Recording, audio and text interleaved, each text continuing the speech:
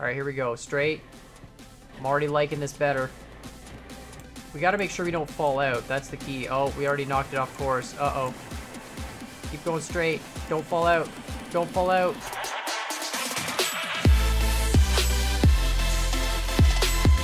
What's up, guys? My name is Khan, and we're back today in Scrap Mechanic, and this is a build that I really don't know what the inspiration behind this build was, but for some reason I got in my head that I really wanted to build a hamster ball. And I know there's a few hamster balls on the workshop already. I know there's a couple big glass ones, and then there's also ones that you can get inside and have a seat and use the seat to control you. But I wanted to build a hamster ball that doesn't have a seat in it, and it actually just has the guy running around inside the hamster ball. They're basically just these balls filled with sensors and thrusters, but they don't just have thrusters, you know, hooked up to individual sensors. They have to use some memory and timing so that the thrusters stay on for a little bit of time. But I built 4 of them, and the reason why is 2 of them are based on a time system, and 2 of them are based on a reset system. Just because none of them have very much success, and so I decided that I would try different methods and see which one would really be the best. But then you'll see, and I'm sure one of you guys, one of you smart guys with logic there, will figure out where I went wrong and you know, correct it. But let's just jump into one of these. So let's grab the first one, which is this one. This one's the time-based ball. All right, so each one of the hamster balls, they have a little blue switch on the side. I am using the mod pack. I'm not using any of the other packs, but just the mod pack, mainly because I need all the wall logic and wall controllers and all the small little thrusters and sensors. So when we get inside the hamster balls, they're all pretty much the same, and there's basically identical rings of thrusters. And so the idea being, if we're standing in this point here, regardless of what side we're on, if we run in that direction, as soon as we step on these sensors, we'll roll in this direction. If we step here, we'll roll diagonally. If we step here, we'll roll that way, and so on and so forth. Now, how the timing and stuff works is when we step on the sensors, it will roll us for a certain amount of time, and it won't let us roll in the opposite direction while that time is going. And the reason why is, you can probably figure it out, but if you run up here, we're going to roll forward, but then as soon as we hit these sensors here, we're going to roll backwards because it thinks we're standing way up here, if that makes any sense. This is all a little bit confusing, I get it, don't worry about it. We're just going to turn this on, and I will show you how limited the success is. So let's just go this way. Okay, no, you see, no, oh boy. You see, I stood on the sensor too long. Okay, I got to go like this. Come on, stand on this sensor. There we go. And we're good, see? And then we're off to the races in our hamster ball. And so we can keep running along, and it's a giant glass sphere. Now, you know, generally speaking, it works pretty good if you kind of let it stop and then pick your next direction. Where you get screwed up is when you try and do multiple things at once, because I've noticed the biggest problem is your guy sort of gets tossed around like a rag doll, and as a result, the thrusters, you can see they're flinging me up against the wall. No, I don't want to. I want to go this way. No, let me. No, dang it. The ball is too heavy. Your guy has like zero force capability to fight it. Okay, here we go. No, we're going this way. See, it kind of works. And this is I think the best working one. This is the timer-based one, and basically what's happening is each sensor activates a memory bit in one of the 6 directions. Oh, there's another ball here. Oh boy, now we're stuck in the, okay, get out of here. And so there's basically 6 directions, right? If you think of 3 dimensions of a ball, there's going to be 2 directions, 1 in each dimension, forward and backwards. And so each sensor activates a memory bit, 1 of 6 memory bits strung up on the walls there, and then those go through an interrupt timer. So if you activate that same memory bit, it resets the timer, but if you activate a new memory bit, it changes the direction. We're just, okay, let's go this way. It's very, very, very practical form of transportation in Scrap Mechanic, as you can see. Come on. Let's do it. Come on, we can do it. There we go, perfect. But I mean, it generally works pretty well. You do get caught sometimes in the cyclone of death. As you can see here, it's tossing us around. We're not controlling it so much as it controlling us. I find it's easier in third person because you can really, are we stuck? Oh no, we're not. Okay, good. No, I want to go that way. Come on, hamster ball. Come on. There we go, perfect. As you can see, definitely a very, very useless form of transportation. But you know what? I was just in one of those moods where I really wanted to try and do something absolutely stupid with logic, and you know, this seemed to take the cake in terms of dumb projects I can come up with that use a fair amount of logic for no reason. And this is a very simple thing. I mean, really, the hardest part was wiring everything up, because you can see it's really just a ball of spider webs. But I actually put it onto a rig that let me control which directions it could rotate in, and then I wired up each direction individually, so it was easy to tell if I was making a mistake. Can we get out here, please? We're stuck between some trees. No? Oh, goodness, the cyclone effect. Come on. Nope. Dang it. God dang it. The thing. Nope. I want to go that. Nope. Stop tossing. Oh, my. This is so much harder than it looks, I promise. And, like, generally speaking, the ball goes in the direction you want it to, but, yeah. All right, so let's see if we can... The other ones are over there. We can see them there. Let's see if we can just go straight in that direction. Come on. Let's do this. Straight. This is going good. Straight. Perfect. It does have a lot of thrust, but the thrust all completely cancels itself out. So it'll never fly off the ground. It just rotates. So no matter what direction you have the thrust go in, there's always equal thrusters in all directions that are causing it to just rotate basically about its center point. So no matter what, it'll always just stay on the ground. I mean, you know, I guess you could try and take it off a jump, but I don't think that's gonna work. All right, let's. Okay, you know what? This is stop. No, we were so close.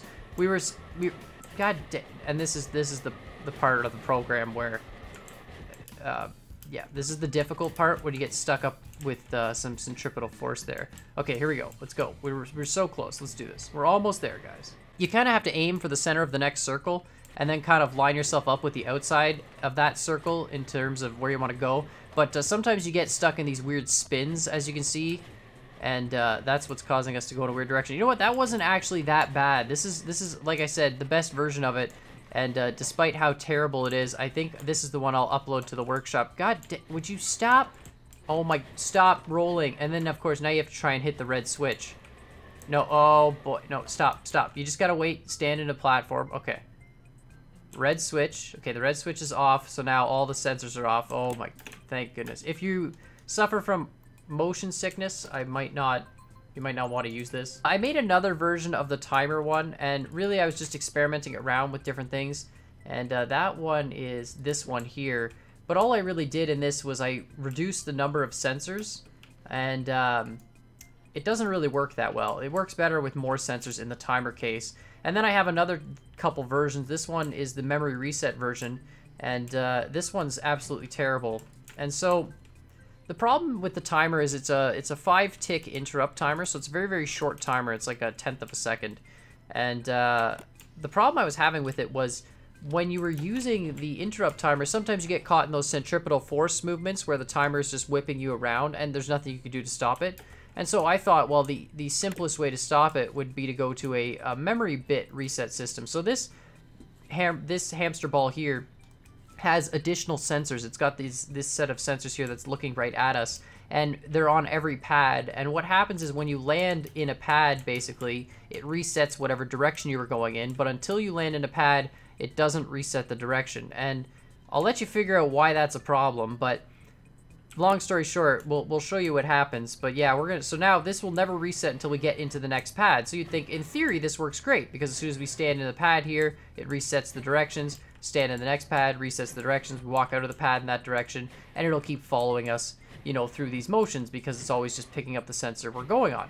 But let's try actually walking this as if it's, oh, we're already screwed. Oh, let's try doing this for real here. Come on. Come on. Come on, there we go. Come on. Come on. Perfect. All right, here we go. So watch. Let's try now turning and watch what happens. So now we have multiple directions turned on. Oh, that one actually turned off that time. It's pretty good. But you see, I can't...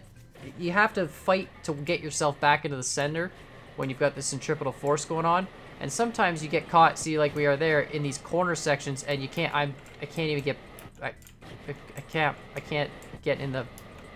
And you can hear them shutting off when we get to the center, but then, yeah, we're caught. This is a glass prison. It definitely works better with the timer system. The disadvantage with the timer, of course, being you can't pick up nearly as much speed because the thrusters eventually shut off on their own.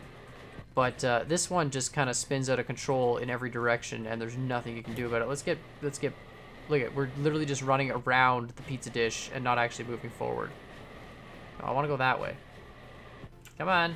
it still does work. I mean, it still uses the same basic principles. When you can get it to move, it works great, but sometimes, too, you'll get launched right out of it, and then the hamster ball will just go spinning forever. But yeah, this one likes to throw you into some spins a lot more. Come on, go forward. Oh, God, this is so nauseating. Okay, you know what? Let's just relax. So yeah, this one's pretty terrible. I attempted to fix it by reducing some of the sensors, mainly reducing the diagonal sensors. It works a little bit better, like a very small amount better.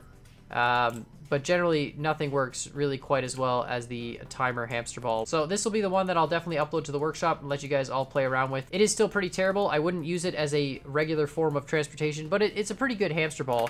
And we're going to go take it off some extreme jumps. All right, so here we go. We've got our hamster ball. This cliff isn't exactly straight. I kind of wish it was.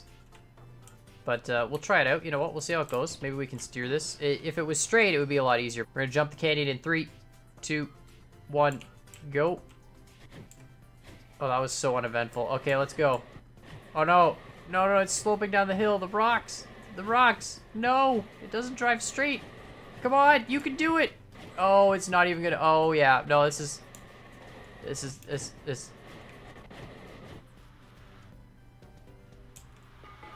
That worked so well.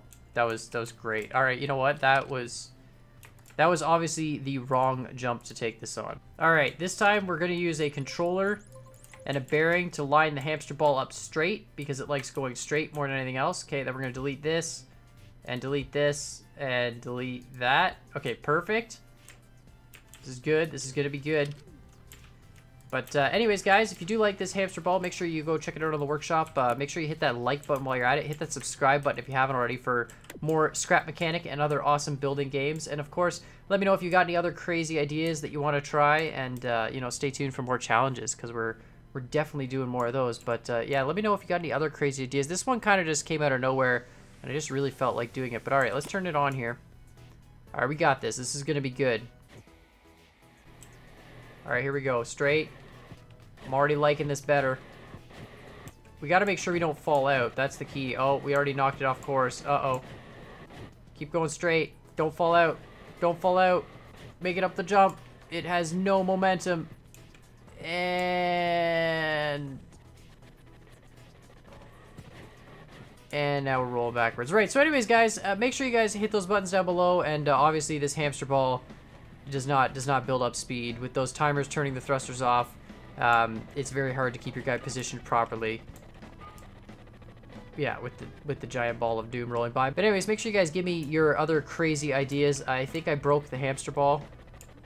I definitely broke the hamster ball. But I really like projects like this. These are just the most ridiculous projects that have zero practical use and very rarely work properly, but really just a lot of fun. But make sure you guys hit up those comments down below and let me know what you're thinking. And as always, I hope you guys enjoyed this video, and I'll see y'all next time.